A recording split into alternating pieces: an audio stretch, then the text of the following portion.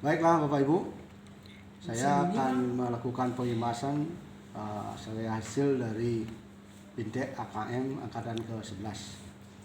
Sebelum saya mulai, saya sudah didampingi oleh rekan yang akan mengikuti pembahasan. Perkenalkan, nama saya Iwayan Sudiarsana. Saya bekerja di SMP Negeri 1 Belah Batu, Gianyar, Bali. Nah, sebelum kita mulai apa itu AKM atau asesmen kompetensi minimum, maka kita akan melihat dulu latar belakang dilaksanakannya AKM ini. Sebagaimana kita sudah ketahui bersama bahwa Badan Survei Internasional PISA selalu menempatkan posisi Indonesia ini pada posisi paling buncit. Nah, di samping itu, tuntutan peningkatan mutu sistem pendidikan tidak hanya berorientasi pada pencapaian siswa dalam menguasai materi pelajaran dan nilai ujian akhir. Apapun sebutannya, keberhasilan sistem pendidikan lebih difokuskan pada pencapaian kompetensi siswa yang meliputi pengetahuan, keterampilan, dan sikap. Pada era transformasi pendidikan abad ke-21, di mana arus perubahan menuntut siswa menguasai berbagai kecakapan hidup yang esensial untuk menghadapi berbagai tantangan abad ke-21, di mana siswa memiliki kecakapan belajar dan berinovasi, kecakapan menggunakan teknologi informasi, kecakapan hidup untuk bekerja dan berkontribusi pada masyarakat. Nah, lalu dengan tuntutan seperti itu, bagaimana cara kita mengukur kompetensi tersebut?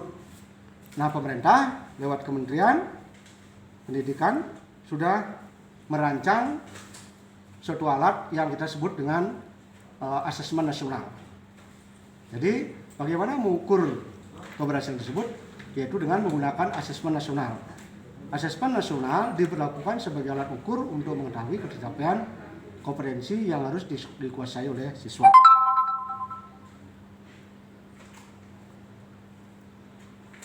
Selain tuntutan kecakapan abad 21, profil pelajar Pancasila juga menjadi rujukan bagi seluruh siswa di Indonesia. Nah, apa itu profil pelajar Pancasila? Nah, profil pelajar Pancasila ini meliputi 6 poin atau 6 hal. Pertama, beriman dan bertakwa kepada Tuhan Yang Maha Esa serta berakhlak mulia. Yang kedua, berkebinekaan global. Berikutnya ada kemandirian, berikutnya ada bernalar kritis, ada kreatif, ada gotong royong. Nah, demikian yang disebut dengan profil pelajar Pancasila. Selanjutnya, bagaimana atau apa itu asesmen kompetensi? Bapak saya ulang, apa itu asesmen kompetensi minimum? Asesmen kompetensi minimum merupakan penilaian kompetensi mendasar yang diperlukan oleh semua siswa untuk mampu mengembangkan kapasitas diri dan berpartisipasi aktif pada masyarakat. Nah, terdapat 2 kompetensi mendasar yang akan diukur dalam AKM. Yang pertama yaitu literasi membaca, dan yang kedua adalah numerasi. Nah, sebelum kita lanjutkan hal ini, bahwa asesmen nasional itu sebetulnya meliputi 3 hal pokok. Yaitu yang pertama AKM, yang kedua adalah survei karakter, yang ketiga adalah survei lingkungan sekolah. Baik, kita akan lanjutkan berikutnya. Nah, bagaimana sekarang perbandingannya? Mengapa harus menggunakan asesmen nasional atau AKM itu?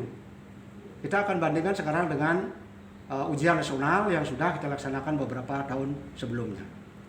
Nah, kalau kita lihat dari segi tujuan pelaksanaan, maka asesmen nasional itu untuk mengevaluasi mutu terkait dengan sistem satuan pendidikan. Sedangkan ujian nasional dilihat dari tujuan pelaksanaannya adalah untuk mengevaluasi capaian hasil belajar murid secara individu. Kalau kita lihat perbedaannya sekarang dari jenjang penilaian, kalau asesmen nasional itu meliputi SD, SMA, SMK, termasuk MTS atau madrasah aliyah, program kesetaraan jenjang dasar dan menengah. Sedangkan ujian nasional itu hanya untuk SMP atau MTS, SMA, MA, dan SMK. Kalau kita lihat perbedaannya dari segi level siswa, asesmen nasional itu ditujukan pada siswa kelas 5. Itu berarti di SD, kelas 8 di SMP, dan kelas 11 di SMA. Sedangkan ujian nasional ditujukan pada tingkat akhir pada setiap jenjang pendidikan.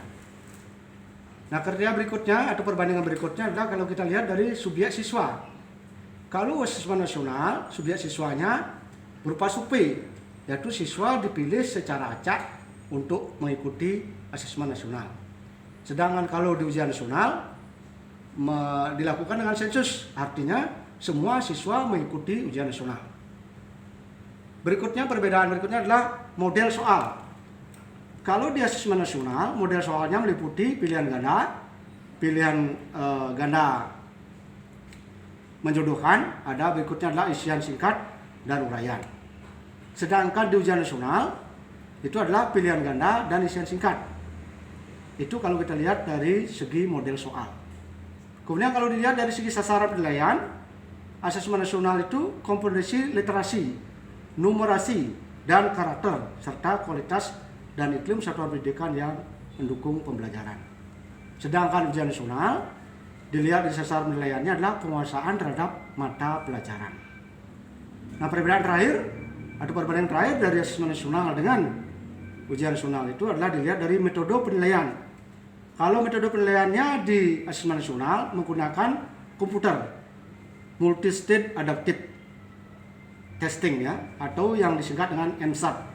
Sedangkan kalau di ujian nasional menggunakan komputer based test dan paper based test, CBT atau PBT. Nah, itulah sekedar perbandingan. Jadi Bapak Ibu yang mengikuti IMBAS ini, itulah sekedar perbandingan daripada antara ujian nasional dengan asesmen nasional. Nah, lalu kalau kita lihat sekarang siapa saja yang dilibatkan. Sebetulnya di atas tadi sudah disebutkan kriteria peserta asesmen nasional itu meliputi seluruh satuan pendidikan. Berikutnya, tidak semua murid. Seperti tadi disebutkan menggunakan sampel, dipilih secara acak.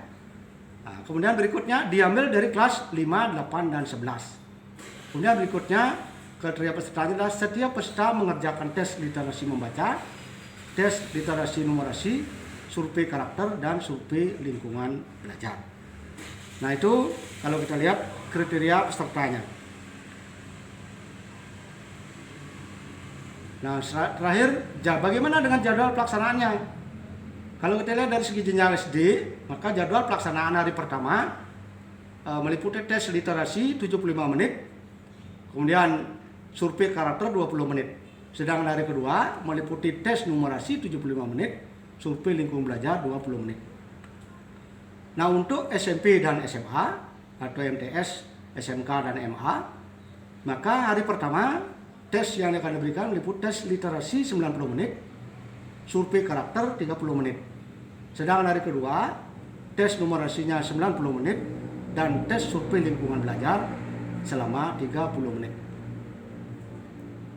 Nah, demikian mudah-mudahan apa yang saya sampaikan kepada Bapak Ibu, barangkali ini karena faktor waktu, Bapak Ibu barangkali bisa mempelajari lewat hasil hard copy yang saya sudah miliki. Jadi Bapak Ibu mungkin bisa dibantu dengan hard copy yang lain, atau Bapak Ibu mengikuti juga pada angkatan berikutnya BINTEK AKM ini.